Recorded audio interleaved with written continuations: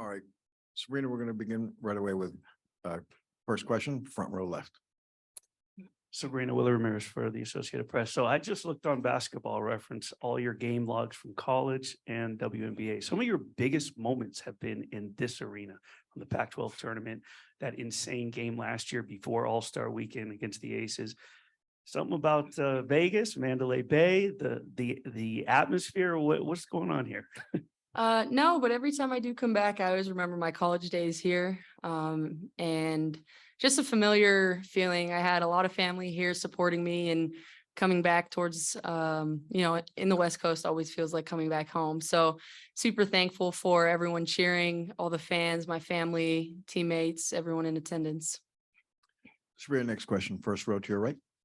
Hey, Sabrina, Tyler DeLuca, the committee. I just want to ask, when you're on fire like that at any point and you just can't seem to miss, is there some type of like almost runner's high that you get like that, where you just, as soon as the ball leaves your hand, you just kind of know that it's going in? Yeah.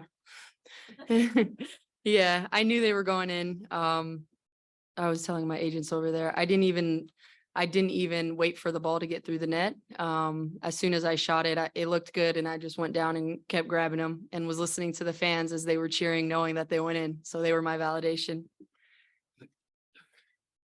Next question, second row to your right. Jesse Morrison with the next. I was kind of walking in behind you just now and heard that conversation. Just like you said, you didn't even kind of realize that they were going in until and you said something like, I think I hadn't missed yet or whatever. Could you just take us through like the whole process of it? Well, does anyone know how many I did miss? 2. I shouldn't have missed 2. But yeah, I mean, there's adrenaline. It was the final round. I had just lost in the skills. I wasn't going to lose again. So thankful to have only missed 2, I guess. Next question, Sabrina, third row to your left. Alexa Philpott, ESPN. When you hear that you set the record across not just WNBA history, when you have a player like Allie Quigley, who's won this contest multiple times, but also NBA history, you beat Steph's record. He had 31, Tyrese Halliburton. What runs through your mind when you know that you're the one who can say you're the best 3-point shooter across all those competitions, men's or women's? Yeah, well, I wouldn't say I'm a better shooter than Steph Curry. Obviously it's different shooting off a rack, but to be included in the names of, winning this award in the WNBA and also the NBA is very special. I've put in a lot of work to be able to shoot like I have been from the 3-point line. So this one's pretty rewarding. Sabrina, next question, first row to your left. Sab, I saw you on Monday at practice working on the specifics of this contest. I think you scored 29 the last time you did it without the 4-point balls. How much did that help you actually have done this off a rack versus normal shooting where you get the ball from a teammate? Yeah, I was able to practice, I think 2 or 3 times. Courtney actually told me that I should practice it a couple of times. I think just knowing from Allie, because it's completely different shooting off a rack than being able to catch it in rhythm, having your feet under you. So it was nice to be able to get some reps in to understand where I want the rack, the rhythm of the shot that I need to be able to have it go in. But I mean, I think if I'd go out there again, I probably wouldn't get 37. I think it was just, I was on a high for sure. Sabrina, next question, all the way in the back to the right. Sabrina, Andy Amashta, Las Vegas Review Journal. You mentioned it a little bit, but to do this with Allie Quigley in the audience, obviously a 4-time winner, and to see her expressions, I don't know if you caught them on the Jumbotron, but I mean, what's it like to have a performance like that in front of someone who's really owned this competition for almost a half decade? Well, I've looked up to her and her shooting ability, and also just who she is as a person, getting to know her a little bit more now, in New York and with Courtney. They're just great people, and they've supported me, and to be able to know that I've beaten her record, I feel like this award should be named after her. So it's an honor to be up there with her, in the record book, and super thankful that she was here and I could give her a hug and we were able to laugh about it. Was it Sabrina second row to your left. Yeah, Sabrina, I know this is a fun competition, but does a performance like this,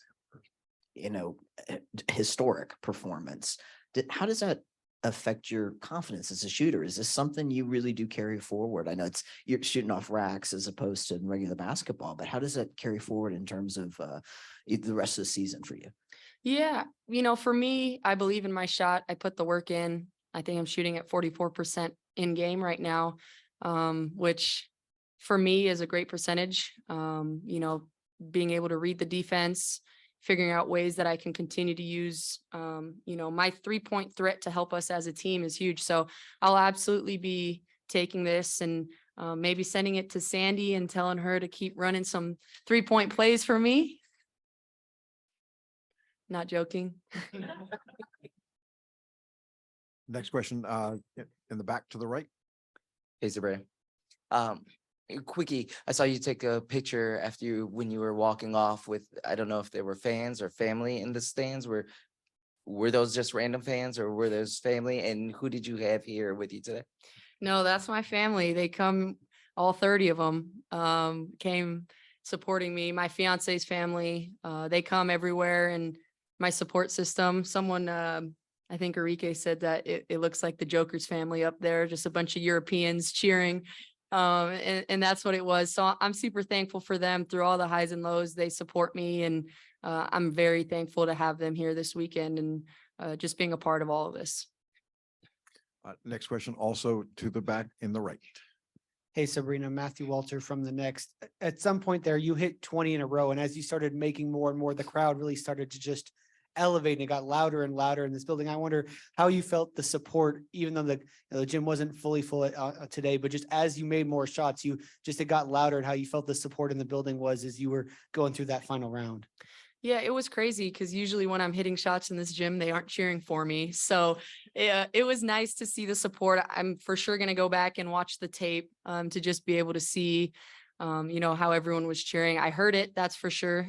So definitely use that to continue to help and motivate me. And I really didn't want to miss at all, just because I was able to hear how engaged and how much fun it was out there. Next question, Sabrina, to your right in the front row. Akeem Balen, BeyondTheW.com. Congratulations, congratulations, congratulations.